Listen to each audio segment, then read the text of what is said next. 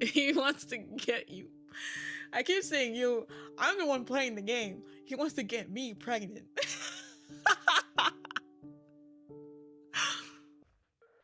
Oh, what? You jump out of bed from the sheer bizarreness of the situation. I've read that humans can go through a cycle that keeps them constantly changing, and thanks to that, they're able to produce offspring. And the result are beings that are not an exact copy of them, unlike us. No matter how many times I try, our composition does not allow us to create descendants with our own. Then I started reading the documents that Septem has on humans. And there's data of a birth that occurred on a Sunday. Son of Septem, and a human. Unum approaches you so he can take your hand and cover them with his own, asking you to go along with it. You can't believe it. If you accept, I swear that I'll take care of you and you'll live with all possible comforts. Please.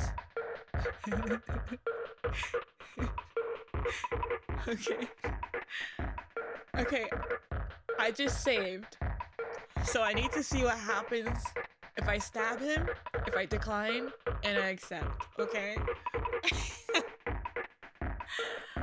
So, we're gonna stab. Feeling with your hand, you look for the knife that is kept under your clothes. When you feel it, you stop breathing and grab the handle of the knife and stab Unum in the head with all your strength. He stops moving, going completely still. You notice how the knife has landed perfectly on the redhead's head, even going through the skull. Unum doesn't move, so you assume he's dead. You realize all the breath you've been holding and try to remove the knife from Unum's lifeless body. It's stuck. One hand covers your grip on the knife, and pulling hard extracts it. Seeing Unum alive, without a trace of red at the site of the wound, is a shocking image. Even more so, what emanates from the place where the knife impacted is a golden liquid. You really thought that was going to help you? Pathetic. With the same knife, Unum decides to finish you without hesitation. It hits the same place where you attacked him on the head. You lose your life instantly. Bad end. Don't play with knives. Okay. So we figured that out. I knew that would happen. They're gods. Like, that's not gonna do anything. Decline. I can't. You say as quietly as possible, afraid of how you might react. But you won't do it, not even if your life is at the stake. His hands release yours slowly, and for a moment, Unum has a serious expression. Alright. You can't believe it. Has it worked? Will he really leave you alone? Will you be able to get out of here then? I see I have no more reason to keep you here. And I'm not hungry anymore. You can go. Unum walks you to the front door, staying in front of you the whole time. He doesn't seem upset or anything. But he also doesn't have that light attitude that he's had since you met him. It's strange to see him so calm. He opens the door for you and invites you out. Something is wrong. But you cling to the belief that you're steps away from your freedom. With your head down, you walk through the doorway. And Unum closes the door without saying anything. Now you're outside. You're about 10 steps out the door when you fall, feeling a stabbing pain beneath your knees. You fall and roll on the grass, and if it weren't for your arms, your face would probably be scratched up. You try to stand up urgently, but the pain is so much that you can't do anything but crawl. You raise your head to understand why your legs don't respond. With terror, you realize that your legs are no longer connected to your body. You scream until your throat starts to burn. And feminine laughter joins your screams in almost angelic chorus. The last thing you see is how several hands are tearing you to pieces. Oh! His wives! Unum let you die. Okay.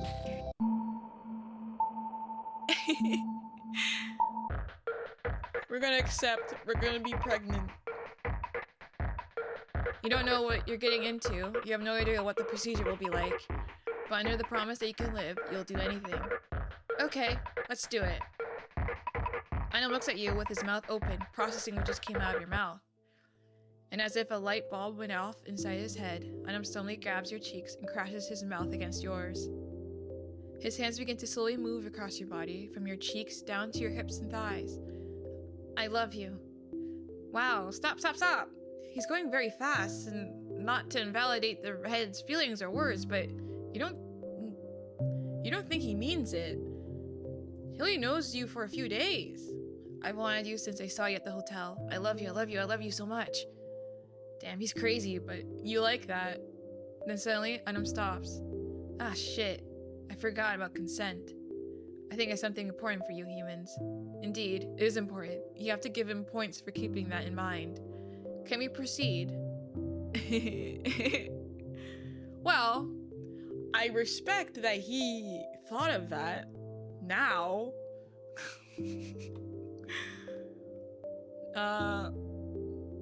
Ask what he means?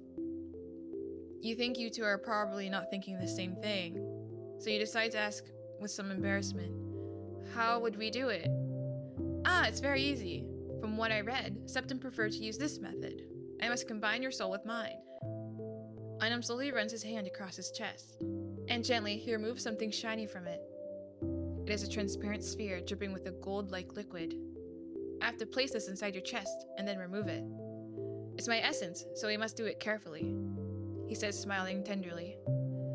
It won't hurt. Use the knife to break the essence? Wait, no way. Let me do this. You attack the sphere that Unum holds in his hand. He falls to the ground and you just watch, not believing it worked. A few seconds pass and Unum still doesn't move.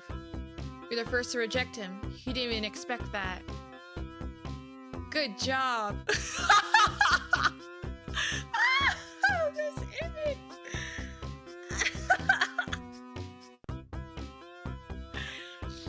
Oh my god. I love this. Good job. Good end? Oh my gosh.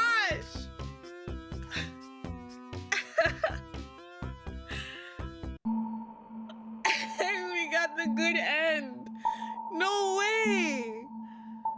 Okay. Wait. And then what happens if I accept? I want to see what happens if I accept. You sure? Yes, I consulted with Septem a while ago, and she said it's not dangerous because it's just a small exchange that will combine both genes to form a new one. A demigod descended from a symbol and a human. Although Unum's words calm you down a little, there's something that has been bothering you from the beginning.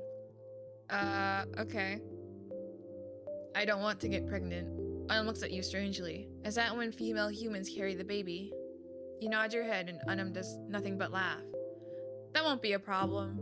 Whether you're biologically capable of carrying a baby or not, I don't want to take the risk of losing you. Not even through that process. Septem explained it to me and it takes a long time. The offspring will be cultivated within the new essence that will be formed. It won't affect your body or mine. After saying that, Unum asks once more, and you calmer, except again. With the same sense of delicacy, Unum places the hand holding his essence on your chest and applies pressure. The place where he's pressing on you starts to feel hot, not to the point of burning or pain, but hot nonetheless, until something inside you opens, allowing Unum to pass through your chest. Does it hurt? He asks, scared. He tries to remove his hand, but you stop him. No, but it feels strange. Just a little more, hang in there. You both remain still for a long time, and you wonder how much longer it will take for the exchange of essence to end. Meanwhile, Unum observes your features with fascination. There's a moment where you feel like your chest is starting to burn. It hurts a little, but you endure it. There, that's it. Unum removes his hand from your body with the previously gold-like colored essence, now taking another color. Unum examines it before giving you a smile that shows all his teeth. With great care, he places the essence in your hand, extracting a large part of it to form two, one gold, and the one you have in your hands, a beautiful red color. Upon observing it for a long time, you notice how there's movements within the essence. Something is forming. Unum, for his part, places his essence back in his chest, guarding it. I will place the baby in a safe room. He warns you before taking the baby from your hands and carrying them out of the room. In a way, you feel this whole situation is bizarre. Your body feels heavy, as if you run 4 kilometers without rest. It's strange, like he's taken out part of your body, an important part, but you aren't complete. There's nothing missing. If you want, you can rest here for a while, Unum says as he appears back in the room and settles into bed. You decide to lay down for a while, and without realizing it, you close your eyes for a moment. I see that you have eaten unsanctified food. Inside you, there's poison spreading little by little. Sorry, I can't control how my fruits are consumed. Unum is an idiot. You wake up suddenly, feeling a drop of cold sweat running down your neck. And the first thing you see is Unum looking at you closely, almost inspecting you. Your breathing is constant when you rest. Impressive. Honestly, you'd rather him make these kinds of comments than have him freak out for 5 minutes, wanting to break you into pieces to discover how your body works. Have you been watching me while I sleep? Yes. Is it forbidden to do so? No, but you stop when you feel your stomach turn. Something inside you burns. You get up quickly, thinking you'll throw up. But the only thing that comes out of your mouth are red petals mixed with blood. What? You look closely at them. They seem to have a strange-looking symbol on them. What's that? You don't have time to think for a moment because a coughing attack stops you. Something scratches your throat. Soggy? Don't tell them you gave them food. Eliana? Unum. I heard from Ignis and Solaris that you've been preparing food without doing the sanctification ritual. What? You have to call Septem if you don't want this thing to die. But Septem is in the church. You're right. What about Quinique? He's mad at me. I'm sure he'll come. You're not understanding anything. And your body isn't asked for anything more than to expel what's in your throat. But even though you're coughing constantly, nothing comes out. You're choking on the petals. You can't take it anymore. Careful. The woman tries to go towards you, but can't catch you when you fall from the bed to the floor. The fall is so strong that it makes your bones ache. The air that enters your lungs is not enough to keep you conscious. You fall unconscious. You feel hands grab you by force, trying to pull you down. But something prevents you. And electricity runs through your body. You open your eyes, but the light is too bright. They're going to die? They're going to die? Unum's voice is heard from in the distance. If this one dies, and you blame me again, I already apologized, only because Miss Ignis told you to. The shouting is what brings you back to life. You open your eyes, and the first thing you see is an unknown entity that has one hand holding you by the shoulders, the other hand carefully touching your stomach. How the hell did they eat something unpurified? Your stomach churns again as the entity's hand gently squeezes a specific area. You can't help but drop to the ground and expel more red petals. Shit! Was it necessary to purify the food? Are you missing neurons or something? Tria has said 1,000,000 times what's happening to her fruits, and you have no idea. Your wives need to eat, and you have no idea. I don't know how to cook, and they're the ones who cook. So I didn't know that you have to purify food. You're so fucking stupid!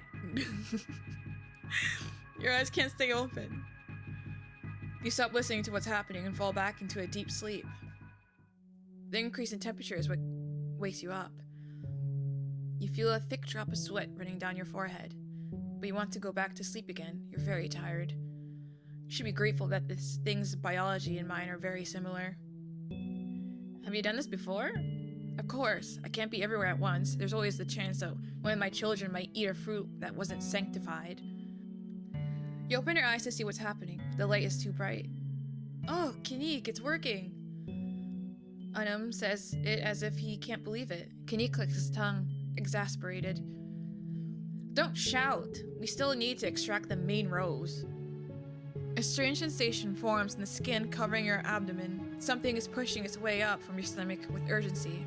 It doesn't hurt, but it feels uncomfortable. Spit it out. Here. Your vision is filled by a hand waiting with an open palm for something, and that something doesn't take long to arrive, as you throw up a perfectly intact rose from your mouth. It's disgusting, but judging by Quinique's face, he doesn't think the same. In fact, he looks completely indifferent, as if he doesn't care about holding a rose covered in saliva and gastric juices. As if he had done this countless times before. It's exactly the same. I really don't understand the difference between mine and Septem's. Their biology is very similar. Yours don't think.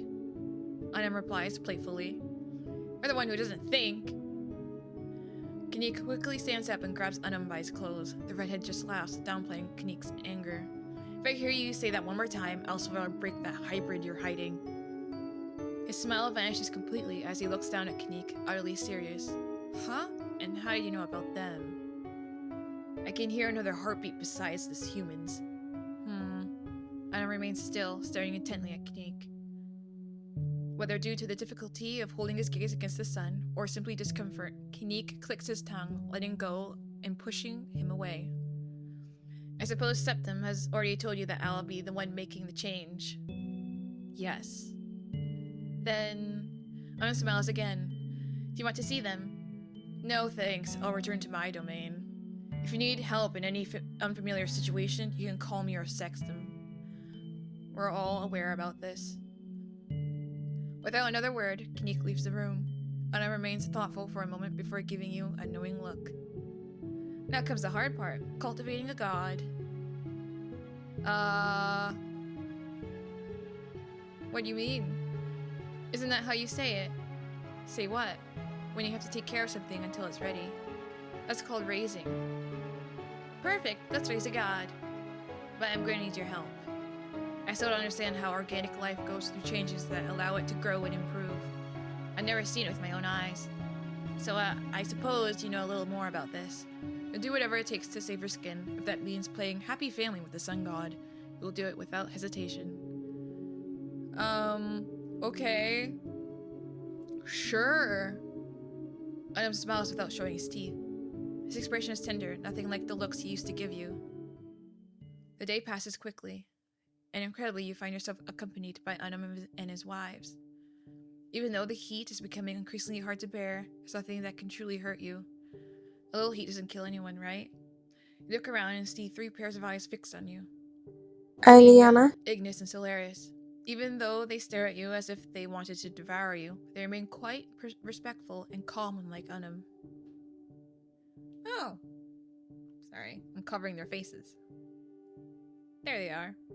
Unum asks his wives to show him how to purify food, because according to him, both you and the baby should eat without worrying about poisoning from Tria. I have to bring your hands together around the fruit and you must sting to the essence of Tria. Without further explanation, Ignis starts singing in a language you don't understand. Both you and Unum stare in amazement as the fruit begins to glow. Then you witness a seal shattering in midair. When Tria's soul is broken, the fruit can be consumed.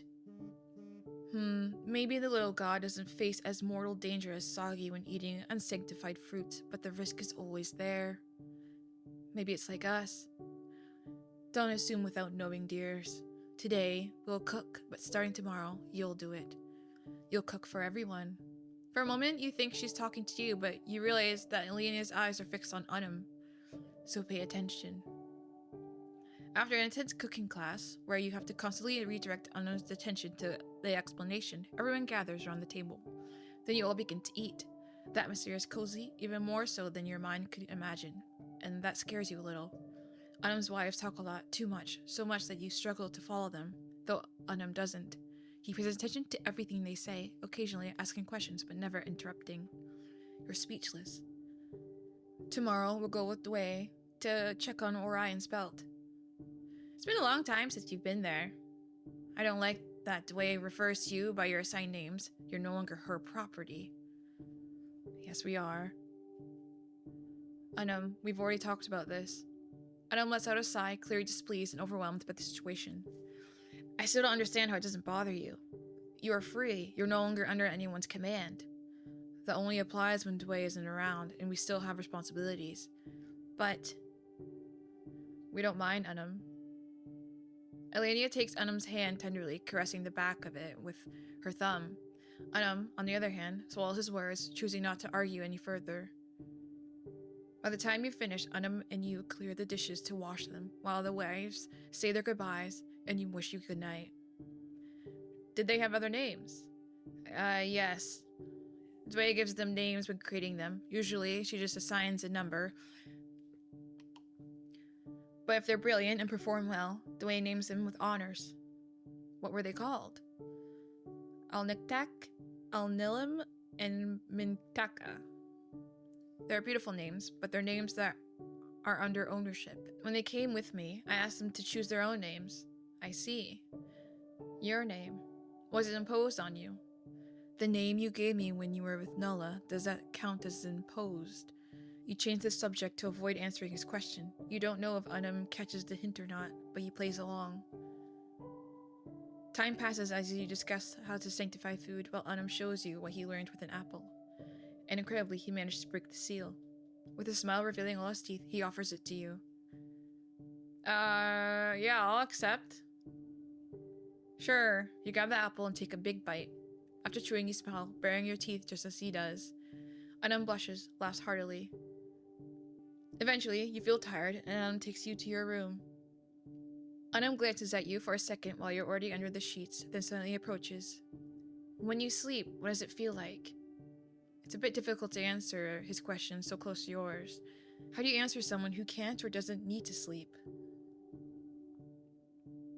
I think he might actually like a detailed way because he likes talking a lot. You take a breath and begin explaining what it's like to sleep, why you must sleep, and what happens during sleep. You explain the existence of dreams, emphasizing that you don't always remember them. While you speak, you notice Unum reclining on the bed, watching you with his eyes wide open. His attention is entirely on you, catching every word you utter, just as he did when his wives were talking at the table. He looks cute. In a moment, Unum's expression shifts to one of distress. Do you think the baby can dream? I wish they could experience that.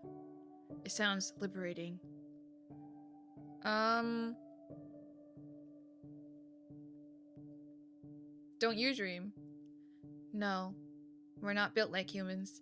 We don't need to rest, much less dream. Our only purpose is to maintain the order of the garden. So sleeping and dreaming is a waste of time.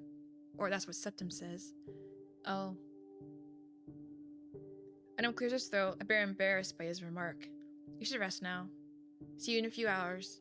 Good night. He kisses you on the forehead and leaves the room. You ponder for a long time over the conversation with Unum. The names here are important, more important than you thought.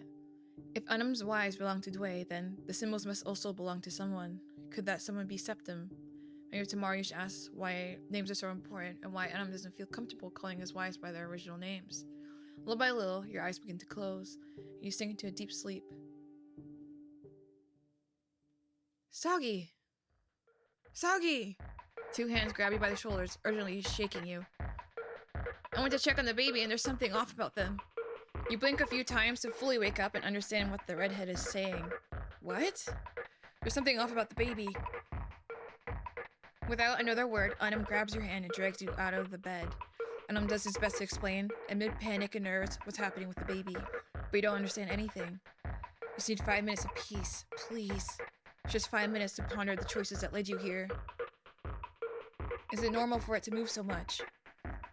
Why is he asking you this, knowing that neither of you has any idea how a baby created from a combination of soul develops? I don't know. Hasn't Septem explained the development process of this thing to you? This thing? It's a baby. You don't know what makes the comment funnier, Unum's face or the fact that the thing he's clearly pointing at isn't a baby. It's a transparent mass that moves as if it were feeling discomfort, and you don't know if it's capable of feeling anything yet. I think it needs to stabilize. We both have to take it. You hope that Septem told him this and that he's not just making it up. As you approach, you feel an immense burst of heat, not as pleasant as the warmth radiating from Unum's body. No, this heat is unbearable. Oh. You don't put your hands down. You don't plan to burn yourself. Let Unum do it, is your last thought before hearing a rumble, like an explosion. Bad and an explosion! Okay, put your hand there. Together with Unum, you place both your hands on the mass. You feel a tingling in your fingers and arms, but it doesn't hurt or burn. So this is like the birth of a star. You're unable to answer Unum as a flash clouds your eyes. It's so bright that you have to shut them so tightly to avoid blindness. An intense heat surrounds and embraces you, as if the sun's rays were piercing your skin, softly kissing you for an extended time. Then, the glow ceases. When you open your eyes, Unum shouts, "Did it split?" Indeed, the mass is no longer one, but two. You hear the door slam open. Oh, I'm covering. My Lady Dway, you cannot enter this room without notifying us. Oh my gosh. Who? Dway is here. I don't want you to speak, Elnitek. Eliana grimaces in pain, her lips pressed tightly shut. Unum turns to see Dway entering through the door, followed by Eliana. You don't have permission to give orders in my domain. Give her voice back right now.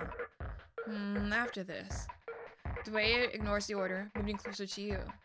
I must assist in the birth of these binary stars. They aren't yours. Septem has ordered me to assist with whatever is needed. And my assistance is needed now. You're not qualified for this.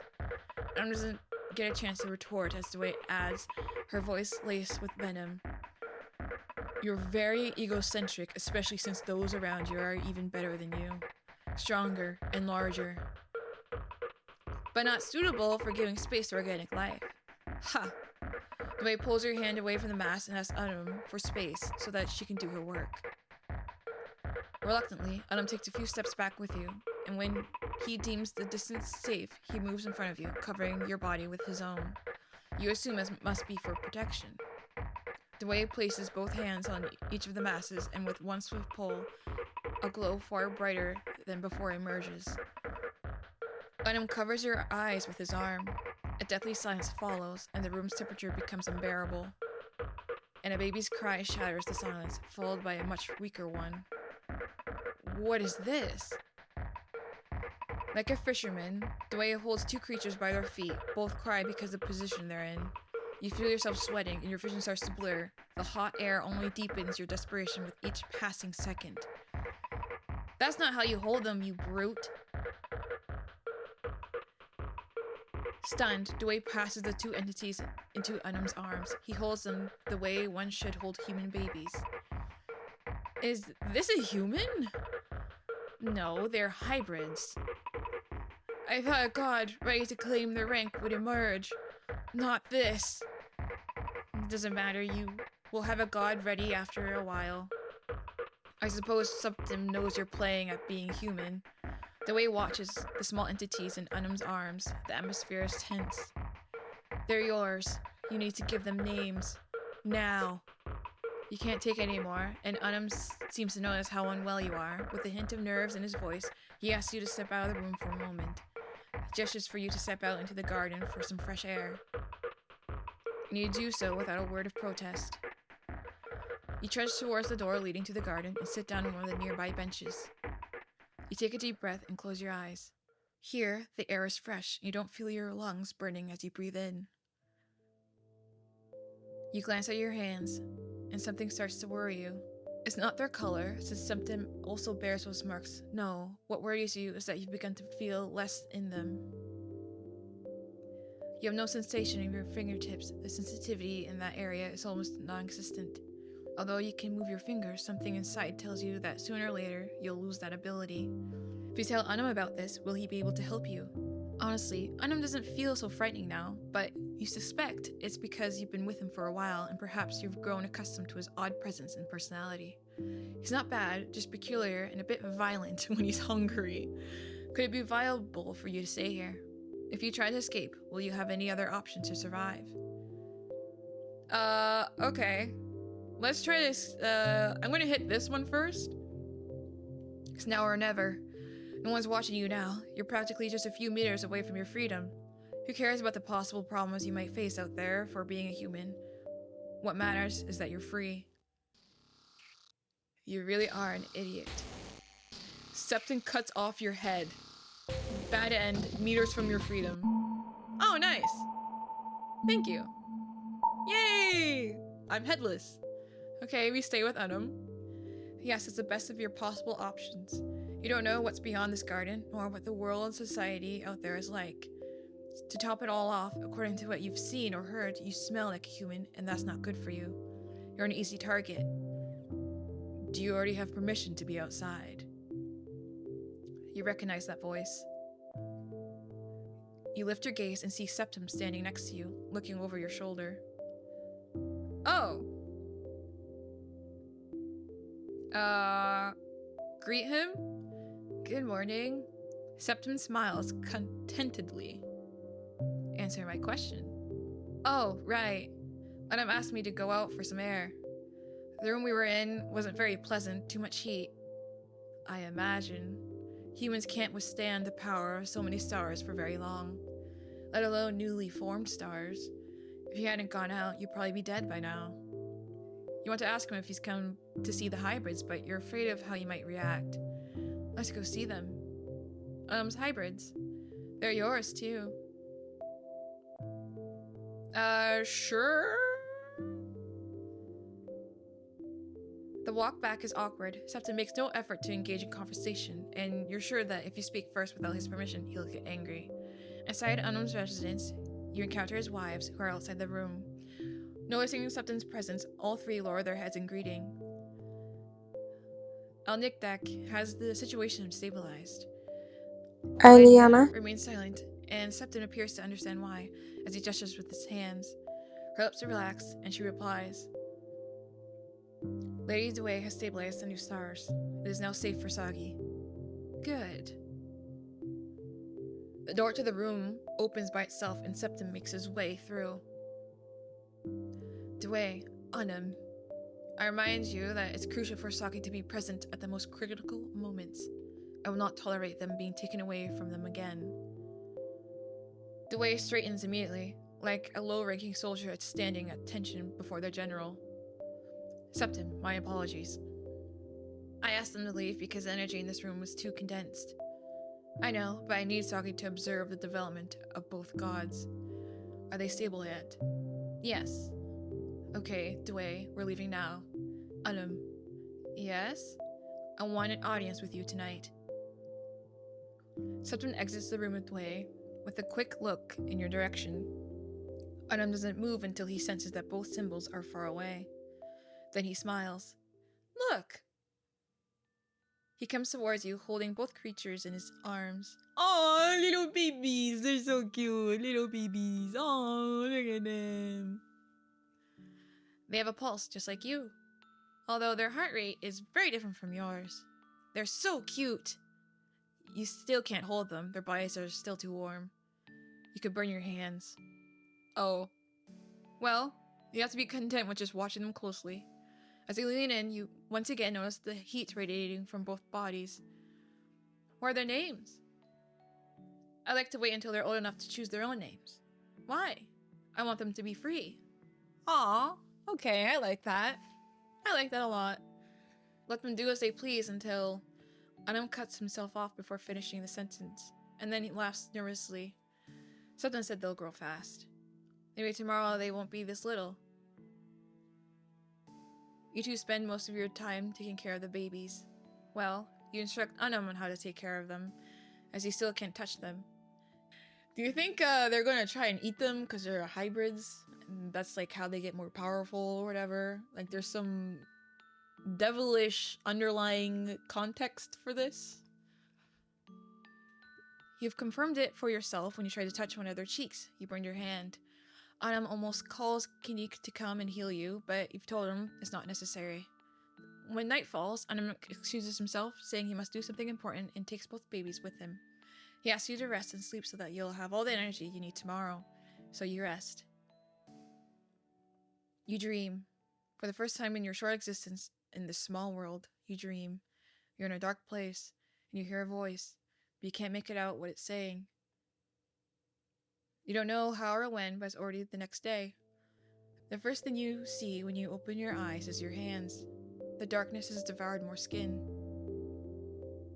The second thing your eyes spot is Unum lying next to you, watching you intently. You're an amazing creature.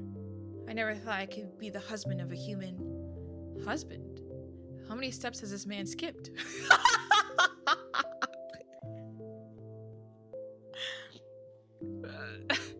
Since when does he think that you're in a relationship? Is it like that with all the symbols, or is it just Unum who has no idea how relationships work? You let out a laugh at how strange it is to be in this relationship. Unum looks at you, confused.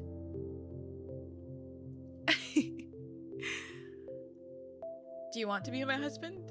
Aren't we already? You can't help but let out a laugh from your throat. But we've even had children, and you live with me. According to that, what I've read, that's more than enough to call us spouses. You let out another laugh. Don't laugh! Alright. I don't know how relationships work among garden people, but we humans need time and increments before we can earn that title. Oh. Could you explain it to me? There's no book here that explains that to you. You have no trouble explaining to Unum what it takes to become your husband, although you emphasize that it's different for everyone. If I try, could I be your husband? You know what? Sure. Unum smiles, baring all his teeth, triumphantly. I wanted to show you the rest of my domain today, but Septem said it's dangerous for you to go out, so we have to stay in the temple until the stars have grown. I don't want to miss a thing, not a single moment of their development. Are you excited? Of course, besides, I have you by my side, which makes it even better. We're like the families that Septem loved to watch grow. Oh, we could invite her when she finishes her prayers. Unum gets out of bed and looks at you excitedly. The girls are taking care of them while we make breakfast. Wow, it seems that Unum is taking Eliana's words seriously. Incredible.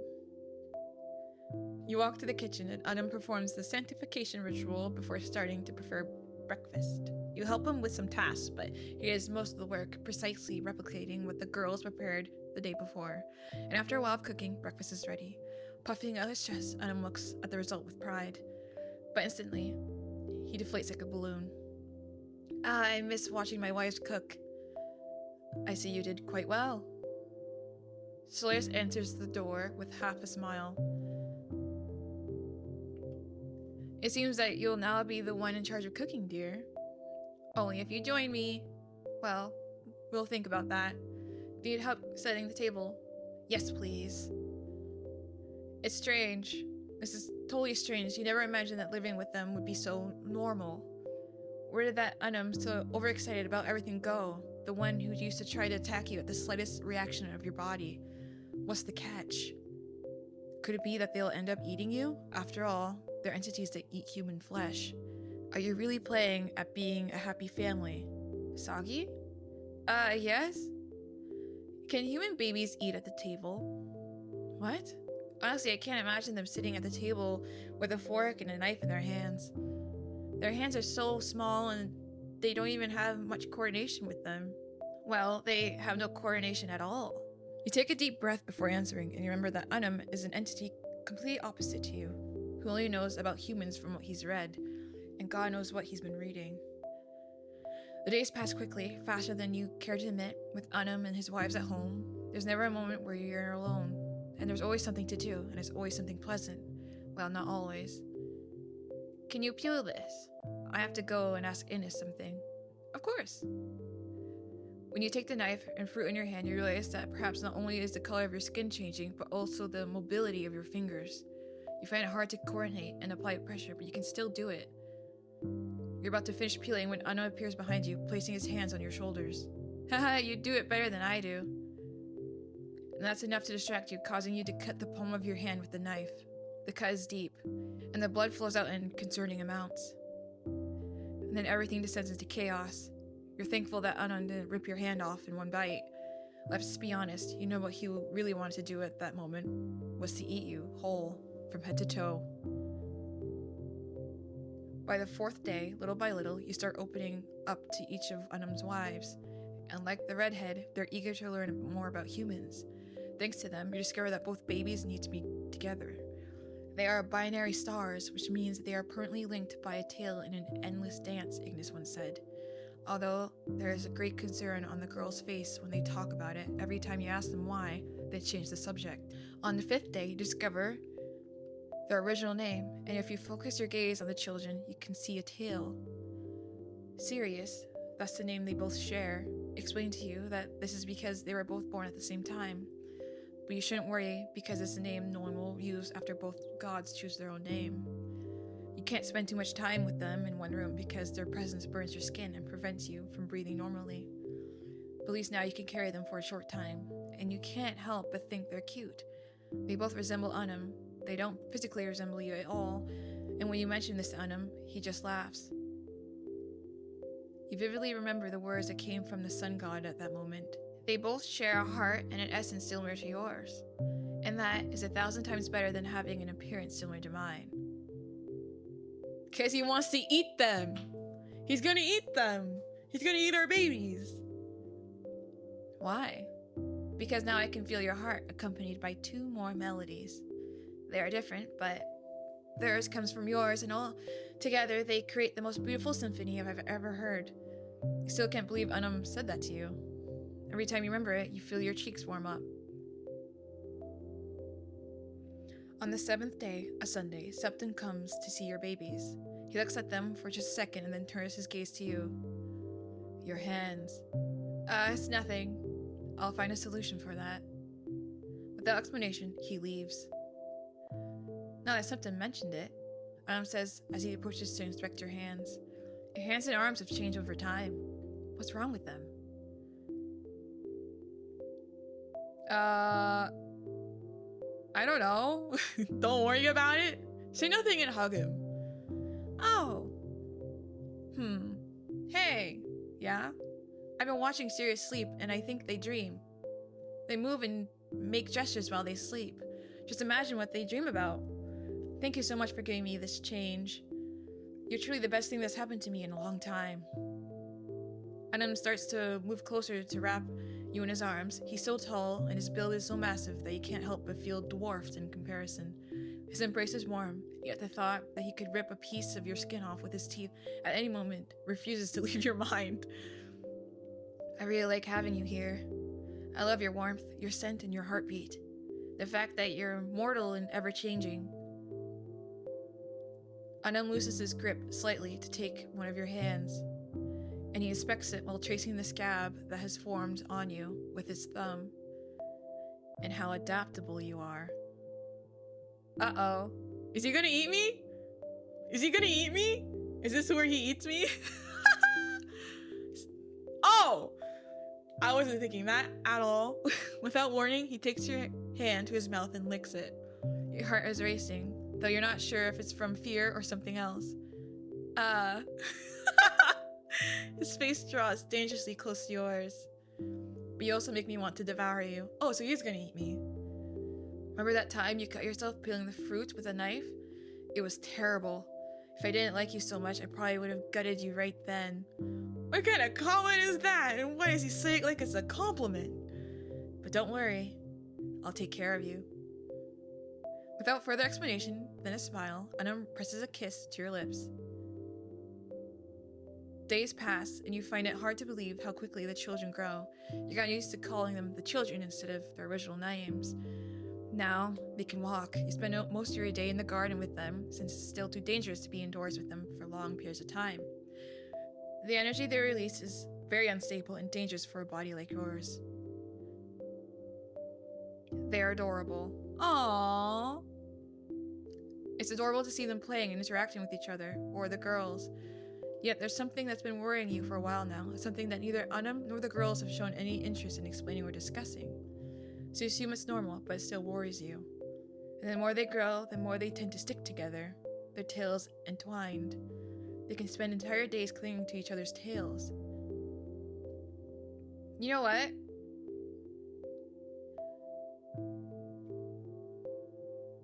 Who would tell me first? But I feel like maybe the girls? You let the children know that you'll step inside for a moment and be right back. You don't need to search as you spot the figures leaving their residence, so you run towards them. It's just Ignis and Elenia. Solaris is not with them.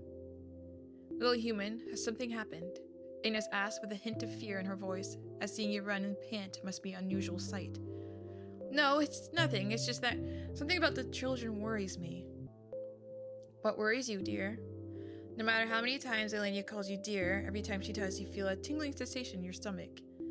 Is it normal for them to have their tails intertwined all the time? Both women watch you in silence before responding, and Elenia's smile falters for a second. Binary stars use their tails to stabilize themselves and keep their gravitational field in a good condition. If they don't, one of them could be absorbed by the other. By connecting their tails, their power is balanced and evenly distributed. It also helps strengthen their emotional bond. That's right. It's nothing to worry about. They do it instinctively. You spend the rest of the day resting with the girls while Unum takes care of the children. You're no longer afraid to leave them with him, as Unum has proven to be a very good caretaker, incredibly against all odds. Sunday arrives once again, and Septem appears once again. You don't like that you can't be present during the children's growth checkup, but Unum can, so you don't worry more than necessary, deciding to wait outside the room. About 30 minutes pass, and they still haven't come out. It's nothing to worry about. After an hour passes, the girls arrive to keep you company. They say nothing, which makes you start to break into a cold sweat. Why are they here? Why do you look so tense? What if they don't pass the checkup? Be quiet, don't even think about it. I'm sorry. What will happen if they don't pass the checkup? You're about to panic and scream to ask what they mean when the door to the room opens. The two children come out and run toward you laughing, as if celebrating something you don't know about. Septem walks out with both arms behind his back, and with Unum following behind him. They have their names now! All present, Unum, Alnitak, Mintaka, and Alnellum must refer to them by these new names from now on. It is strictly forbidden to call them by their original name. An inexplicable pressure runs through your body. From the tension of Unum's face, you know you're not the only one who felt it. Serious, you may introduce yourselves. My name is Noor, and I'm called Shams. Please, Septem bids farewell in a monotone and distant voice, though his movements and expression maintain the elegance characteristic of his being. Why is he the only one allowed to refer to them by their imposed names? And Unum isn't allowed to. You fear the reason behind such an order, but for now, you can do nothing. Can we go to the garden to play?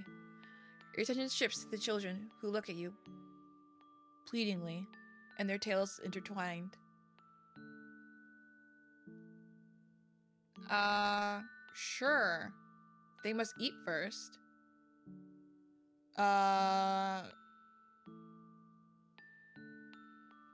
Alright. Shams and Noor run down the hallway toward the garden. At all times, their tails remain intertwined. Life here is not so bad.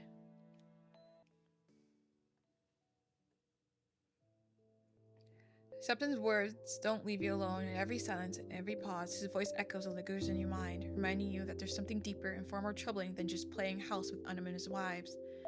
It couldn't be all so perfect. Septem must be pulling the strings of the sun symbol. You suppose you could ask what this is really all about, sit down with Unum one day and have a serious talk about why he wanted descendants in the first place. But you're afraid of being disappointed by his answer, afraid that Unum might be acting, that the fatherly image you have of him will shatter. But what hurts more is the thought that the children might just be pawns for some plan you don't understand. Hurts a little more than you're willing to admit. I'm impressed. Agnes's voice pulls you out of your dark thoughts. She sits beside you, glass in hand, gazing towards the garden. She's watching every movement of the children, ready to intervene if needed. Shams and Noor are play fighting. At first, you're worried about them getting hurt, but soon you realize they come out completely unscathed after every match. Stars that change and grow over time. I would have never imagined it. She turns her head towards you. It's a pity you can't see her expression. The mask she wears hides her face entirely. They've grown 3 more centimeters today. And Shams has gained more body mass. Her voice is warm, almost tender. It carries the tone of someone who's proud of her children. Aren't there any children in the garden? Offspring like yours? Offspring of the subjects? No. They're counterproductive to the maintenance of each domain, a distraction from our duties. The only subjects allowed to have offspring were those of Lady Septem. Ines tightens her grips on the glass. For a moment, you think it might shatter. I must take my leave. It's time for you to return to Unum's residence. No, I can't stand your scent any longer. You know she doesn't mean with disdain, but it still stings. Unum explained it to you before, and you've already half guessed it. Your flesh, your body, is like fine delicacy to them, whether you're a human from another world or something crafted from the garden, something they could eat but are forbidden to taste. Those resources are reserved exclusively for the symbols, the main source of energy for the higher ranks, an untouchable delicacy for the servants of each domain. There's no point in dwelling on it. You might be a coveted dish for the garden's inhabitants, even for those who share a roof with you.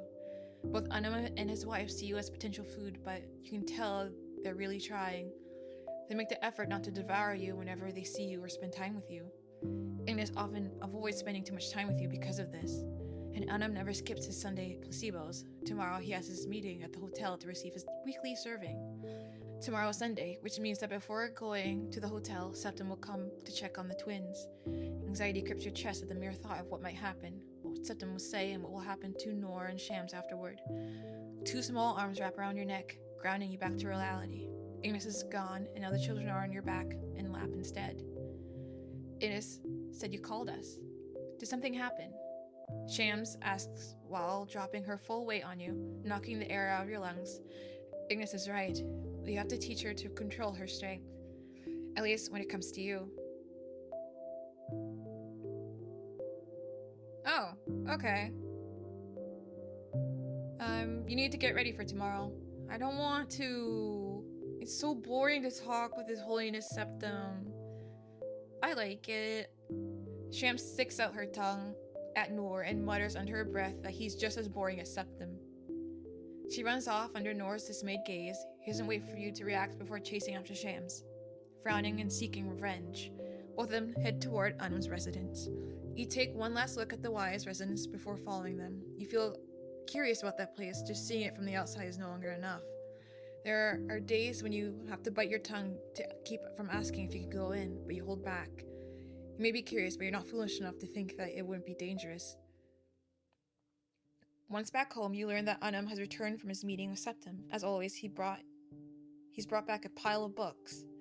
Lately, Unum and Septem's meetings have become more frequent, and they last longer each time. It bothers you a little, because on the days of those meetings, you're left in charge of the children, and they demand more than you can give.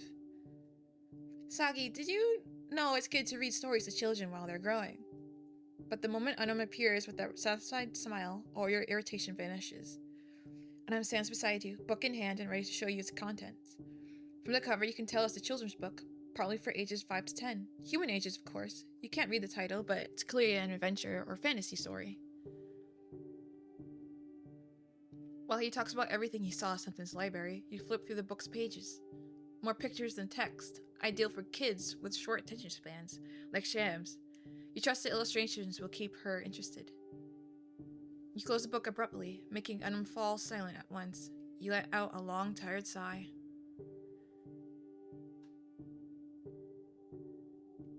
Okay.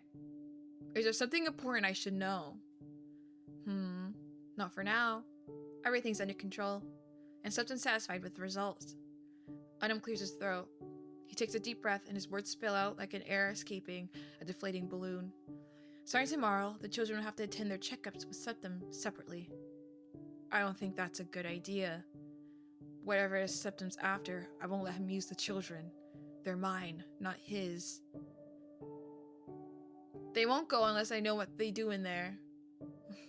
That's not how things work. No matter how many times you question Unum about Septem's plans for the children, he always gives vague answers, borderline absurd ones. He'll elevate their rank. They'll become divine, no longer mortal. We just have to wait for the right time. They're still too young. And you can't keep pressing him. Unum always finds an excuse to escape the conversation. But today, Unum seems to have reached his limit and agrees to ask Septem if you can attend the next checkup. I can't promise anything. Septem's the one who decides. You spend the rest of the day holed up in your room. You feel like you could explode at any small incident, and you don't want that to happen in front of the children. It's better to stay put, at least until tomorrow. You could use the rest. Your body and hands are grateful for the decision. It angers you that Unum does nothing about the situation. And on the other hand, you can't help but notice how cautious the sun symbol has become in everything he does. He doesn't look as imposing as you once thought. Damn it, he's even stopped being impulsive altogether. And that's because of Septem's constant presence. It's always Septem said this, Septem has to know about that. If Septem grants us permission, then you're sick of it. The worst part of it is that Unum always downplays it, or worse, treats your anger like something amusing or fascinating, as if you were a dog doing a little trick. Maybe that's what you are. Just a pet without a voice or say in anything that happens in this house. Adopted for a single purpose and waiting for the day the owner gets bored. And you're not sure what's worse, going to him or staying here, overthinking everything and nothing at once. Before you can decide, your door is knocked on thrice. The illusion of privacy doesn't last 5 seconds, and seeing him walk in like he owns the place only rubs salt in the wound. The children are already asleep. He announces it cheerfully, completely unaware of what's going on inside you. He moves through your space as if he owns every inch of it, paying little attention to you and his surroundings. Or maybe he's just pretending to not notice. It must be easier for him that way. I spoke with Septem. If you hear that name Septem one more time, you swear you'll... He says it's fine for you to attend the children's checkup tomorrow, but he won't let me. He admits it, pouting. The news makes you happy, but isn't completely. Why do everything Septem says? Unum clutches his stomach, shaking with a laugh so deeply you fear something inside him, or out, might tear. You think I'm a bootlicker? He asked in disbelief. He said it, you didn't. But he is, and the worst kind, the one who won't admit it. If Septem decreed that the sun shouldn't rise today, Unum would move heaven and earth to follow that order. Damn bootlicker. Here, a word is a command. Septem rules everything now that he has a body. All that he has to do is speak your name and give an order. I'm bound to obey, by law. He's gone defensive, which at least means you've struck his pride somehow. If Septem were intangible again. Oh. What did you say? For a moment, Unum falls silent. He has no words to answer. You've caught him off guard. There was a time when Septem had no body, at the very beginning. Without a mouth, he couldn't command. And it was Nulla who talked for him, like a spokesman. We had more freedom back then, until he showed up with a body. Septem said she lent it to him, but I don't believe it.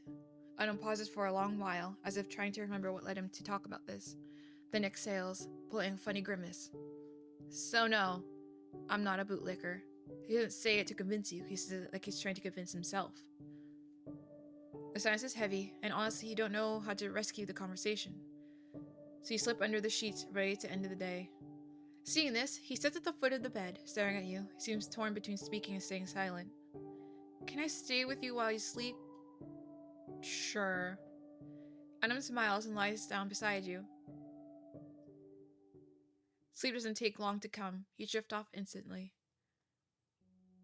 It's Sunday. Your body hasn't even had time to adjust to the new day when Shams bursts into the room, throwing herself onto your bed.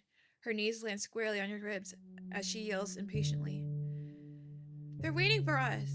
Between the confusion and her relentless tugging at your shirt, you can barely keep your eyes open while Shams blurts out half-baked explanations. Without giving you a chance to ask questions, she drags you out of bed, repeating nonstop that it's late. And that you need to hurry, that Septem wants both of you there right now. Her imitation of Septem's voice is all it takes for you to understand completely. It's the weekly checkup day. You're already walking down the halls leading to the medical wing. Before you know it, Shams throws the door open without stopping to knock or announce herself. You should knock before entering. You told Dad you were in a hurry. Her response is immediate, caring little, if at all, about what the blonde man might think or do about it. He, on the other hand, decides to ignore her, sitting upright in front of Unum.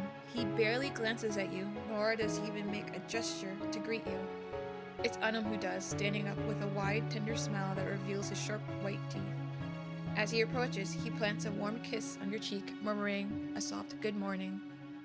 He barely has time to get the words out before Septem's glare silently orders him out of the room. Sham runs to the corner where the instruments rest. There's a scale, measuring tape, cot, and more. She seems to know the routine already, sitting on the cot to wait. Meanwhile, Septem stands, notebook and pencil in hand, taking a place beside her, and starts recording data. He instructs her to raise her arms, stretching her arms, and breathe deeply. Everything is done with mechanical, clinical precision. He writes down what's needed, offering no comments beyond what's strictly functional. Unum told me you wanted to take part in the checkups. It's the first time he's spoken to you since you walked in. You had assumed he'd ignore you until Sham's checkup was over. Though, in a way, he still does. He's speaking without looking directly at you. Do you not trust me? I just want to know what the checkups are like. I'm glad you care about your children. To be honest, I didn't expect that. Sham's completely distracted from the conversation, plays with one of the stethoscopes. She loops it around her neck, twists it and stretches it, and bites it. Septem has to take it from her before she breaks it. Then he writes down a few more lines before turning his gaze back to you. Regardless of what you think, you have no choice but to do as you're told. If you wish to survive in this world, you need to trust me. Otherwise, your puppet won't take long to become obsolete. Today, it is your hands. Tomorrow, it will be the whole arm. After that, the feet, and then the legs. You'll be reduced to a useless body, only as good meat for us. A placebo on the verge of expiration. And when that happens, you'll lose the only means you have to remain on this plane. Septem falls silent for a few seconds, watching Shams. Then he says a single word. Tail. He extends his hand, waiting for Shams to obey. She does so immediately, raising her tail and letting it rest on Septem's palm. You're about to step in. You know that the tails of the stars, like Shams, are dangerous, unstable, harmful, pure energy capable of burning flesh on any entity, regardless of rank. Even Unum has been burnt before. But seeing that Septem doesn't react in pain, you stop and watch. Nothing happens, no burned skin, no pain reflected in Septem's eyes. He holds Shams' tail as if it were just another limb. He examines it calmly and takes note in his journal. How could he touch it like that? Just like that? Could it be his hands? No. Yours share a similar condition, and yet you clearly can't touch their tails without getting at least third-degree burns. Is something wrong? If you keep your mouth hanging open like that, you're going to let a fly in. Close it. I'm doing a lot of saves. I don't think the saves matter. Didn't she hurt you? No. No one and nothing can hurt me. He says it offhandedly, as if it were the most trivial thing in the world. You wait for an explanation, but it never comes. And you're left more confused than before. The checkups end, and Shams leaves, so Noor can enter. Unlike Shams, Noor feels comfortable with Septem's meticulousness. Where she was restless, he simply observes and waits for the blonde to command. You'll have to eat less, he says after finishing the examination. What? No. Noor needs to eat more. Septem looks at you as if you've lost your mind and you're speaking nonsense. Serious, you must eat less. Okay. If you had the strength and the power to yell or slap him, you would, but that would only bring you more trouble. You don't even get the right to argue or ask for explanations. Septem expels you both from the room with a single clap. You're instantly transported outside. The doors close, and when you turn back in and confront the blonde, he's no longer there. He's gone. In a way, that's good. You're sick of him already. You don't want to see him in your home again, at least not for the next 7 days. Ugh. You spend the rest of the day playing with and keeping the children company, hoping that by the time Unum returns from the hotel, he'll have a full belly and no desire to devour you. Explore? Okay, I just read that this game is about 4 to 5 hours of playtime. I should probably take a break.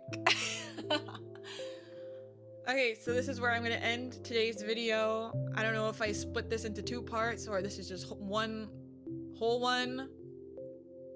We will see how much energy I have to edit it. But okay, I will see you in the next part. See ya. Bye.